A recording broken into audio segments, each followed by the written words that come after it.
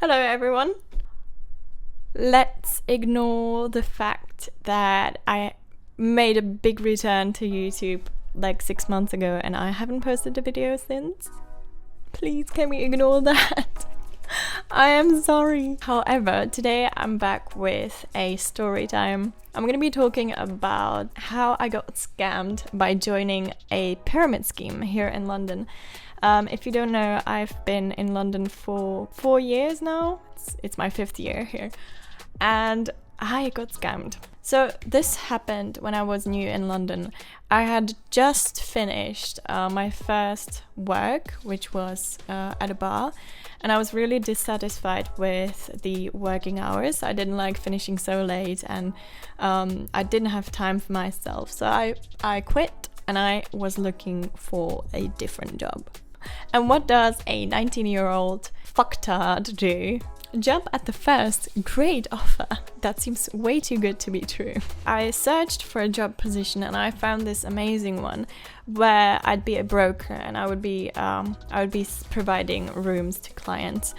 And the baseline for that would be £1,200, and anything above that, for every room that I would sell, I'd get some money. That was amazing, right? Because up until then, I worked for about £1,200. I was like, holy shit, I found my destiny. So naturally, I updated my CV and I applied. And long and behold, I got invited to the interview. I was so excited. I spent so much time researching the market, researching techniques or on how to speak to people, just how to sell things to people. I spent so much time researching and I felt so ready for that interview. So I arrived at the interview and it was beautiful. It was a beautiful office space, and anyone who works in hospitality knows or appreciates when you get to wear your own clothes and you don't have to be dirty all day.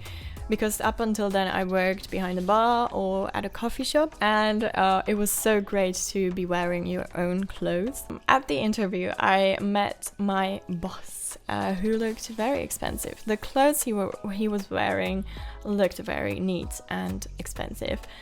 And I remember the interview went really well. I was so satisfied, I spoke well, I was very articulate, and it was so great.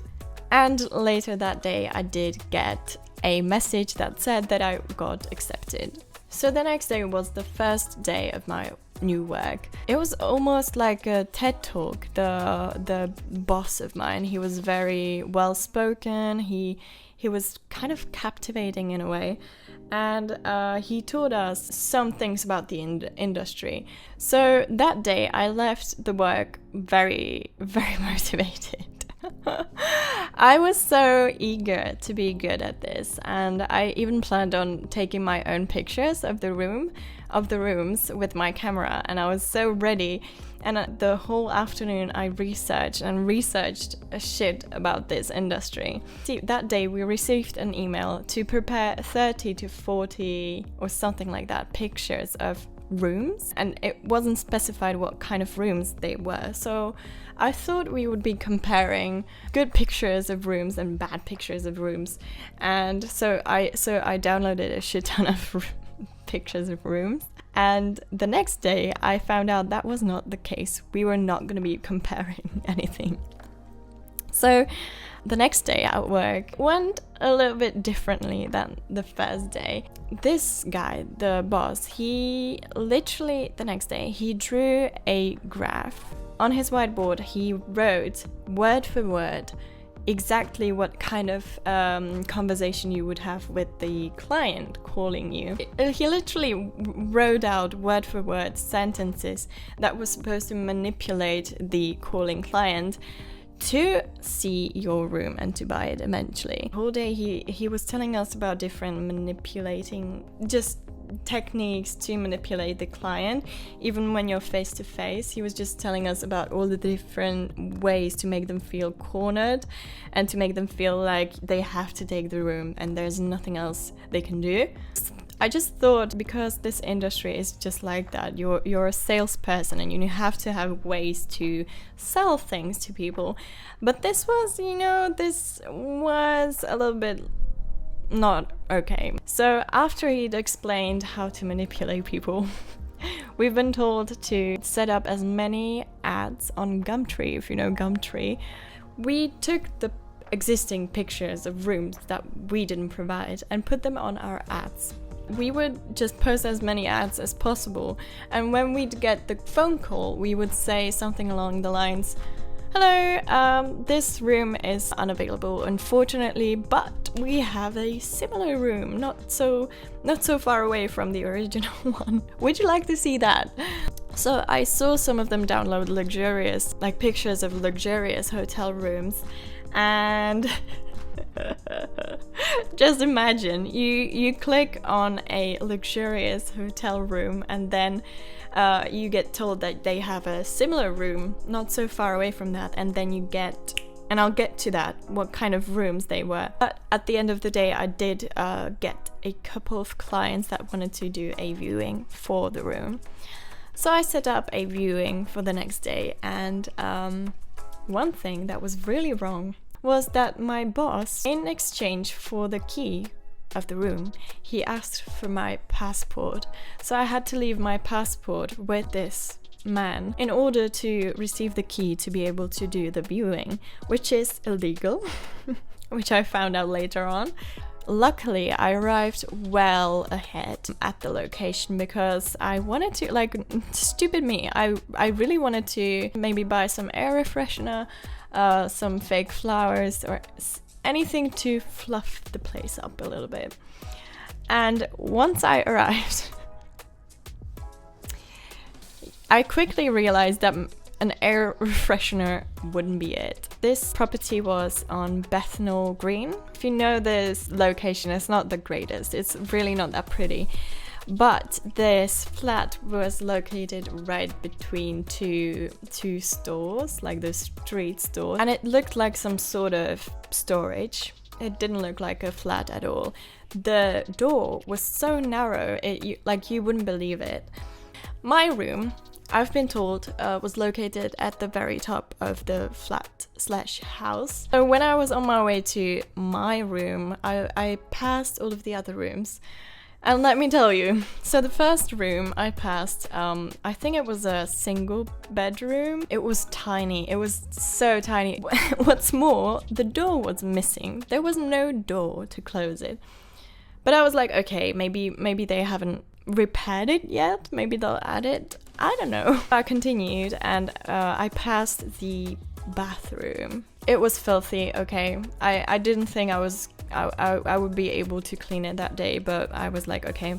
But what's more, the tap was broken and the water kept flowing. You couldn't turn it off. So that was great. Very sustainable. Then I went into the kitchen, where I was met with a very weird looking man. It was a very weird experience. He was dressed in a suit, in a black suit, which was super dirty. It looked as if he slept in a ditch, or I don't know. He started telling me stories about this boss of mine. He said that he's a fraud, that he scams people, that there are feds coming after him, and a lot of shit about this boss of mine. This whole experience was very weird to me, but that was when my hope was completely lost. I was like, okay, what the fuck? What did I get myself into? My curiosity was stronger, and I wanted to see my room that I had to rent out. So I did continue up the staircase, which was even more narrow, and though it was literally pitch black, not even one glimpse of light, nothing. When I opened the door to my double room, that cost £800 per month, it wasn't as bad. It was very tiny, but the whole room reeked of vomit. It smelled as if somebody vomited there every day for the past 6 months. Yeah, that's what it smelled like there.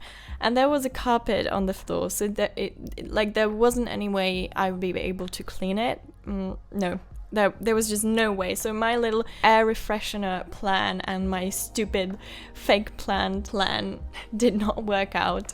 It was just so bad. And just for reference, my room back then cost the same. It wasn't that far away from this place. It was twice as big and it had a small garden as well. So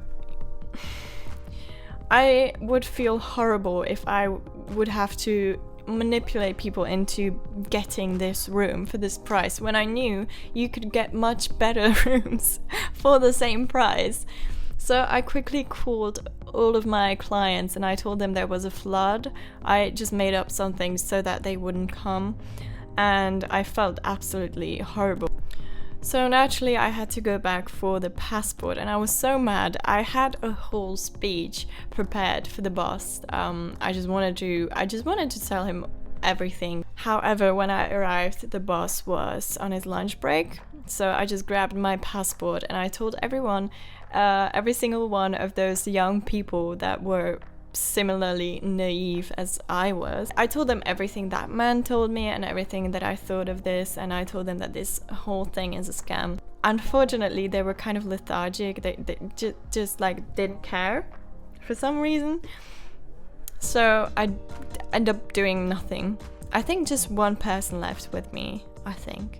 So yeah, I ended up not getting my £50, and I think this is his technique to acquire money, because you sign up for 2 weeks of work, of free work. You pay £50, and in case you sell one room, you get to get those £50 back, and you are then hired.